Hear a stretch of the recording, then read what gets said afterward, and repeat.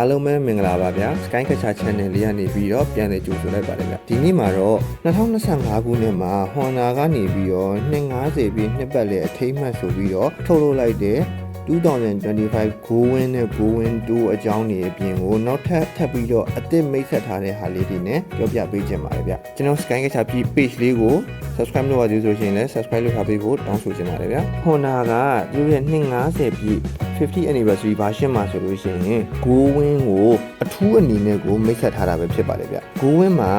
စီတိုင်ကီနဲ့တွေ့တော့နေကြားထဲမှာရှိတဲ့နေရာလေးမှာတော့သူက50ပြည့်အထိမ်းအမှတ်အနေနဲ့အထူးတစ်စိတ်လေးကိုတက်ဆင်ပေးထားပါတယ်2025 Go Win မှာဆိုလို့ရှိရင်အယောင်အသစ်နဲ့ရရှိနိုင်ပြီးတော့ရခင် model ဒီမှာပါဝင်တဲ့ original map တွေကိုဖယ်လိုက်ပြီးတော့ Apple CarPlay နဲ့ Android Auto တို့ကိုချိတ်ဆက်ပြီးတော့မြေပုံ software ကိုထည့်ပေးထားခဲ့ပါတယ်ဗျ1833cc နဲ့ horizontal opposite 6 cylinder engine နဲ့ O2 အာယုံခံကိရိယာ ECU setting တွေကို update ပြုလုပ်ပြီးတော့ model အသစ်မှာ2025ချပြပေးခဲ့ပါတယ်ဗျ Honda Go Win ကို highway version 3မျိုးဖြစ်တဲ့ manual gear Honda Go manual gear Go Win 2 Go Win 2 DCT နဲ့ Go Win 2 airbag DCT တို့ကိုခွဲခြားပြီးတော့ထုတ်လုပ်ပေးထားပါတယ်ဗျ version တိုင်းမှာဆိုလို့ရှိရင်2 sport eco mode နဲ့ range ဆိုပြီးတော့ mode ၄မျိုးပါဝင်မှာဖြစ်ပါတယ် version တစ်ခုစီမှာမတူညီတဲ့ throttle mapping တွေ anti-lock bracelet တွေ traction control တွေကိုပေါင်းစပ်ဖွဲ့စည်းပေးထားပြီးတော့ပုံမှန်ပါဝင်နေကြဖြစ်တဲ့ cruise control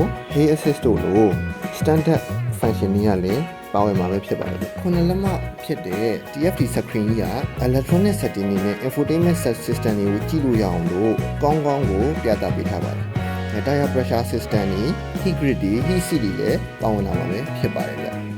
ဘေးအိတ်နှစ်ဖက်အနေနဲ့ဆိုလို့ရှိရင်လည်းတစ်ဖက်ကိုလီတာ30အထိထည့်သွင်းပြီးတော့2 model အနေနဲ့ဆိုလို့ရှိရင်တော့61လီတာအထိထပ်မံထည့်သွင်းနိုင်မှာပဲဖြစ်ပါတယ်ဗျဆိုင်ကယ်ရဲ့ထိုင်ကုန်ရဲ့အမြင့်က29လက်မကင်းလို့အမြင့်ကအောက်ခြေကင်းလို့မြင့်က 5.5 လက်မစီဝင်ဆမှုကတော့9.5 ဂါလန်ဝင်ဆက်ပါတယ်ဗျကျွန်တော်တို့ဆိုင်ကယ်နဲ့ခီးသွားတဲ့လူတွေဆိုင်ကယ်ချစ်တဲ့လူတွေအကုန်လုံးတီးကြတယ်ဒီ Honda Go Win ကဆိုလို့ရှိရင်ဆိုင်ကယ်နဲ့ခီးသွားမဲ့လူတိုင်းတို့ကအသင့်တော်ဆုံးဆိုင်ကယ်တစ်မျိုးလည်းဖြစ်ပါတယ်ဗျအကုန်လုံးလည်းကြိုက်နှစ်တတ်တဲ့ဆိုင်ကယ်တစ်မျိုးလည်းဖြစ်ပါတယ်အဲဒါကြောင့်မို့လို့ဒီ Honda Go Win ရဲ့50ပြည့်မှာထုတ်လုပ်ထားတဲ့ version က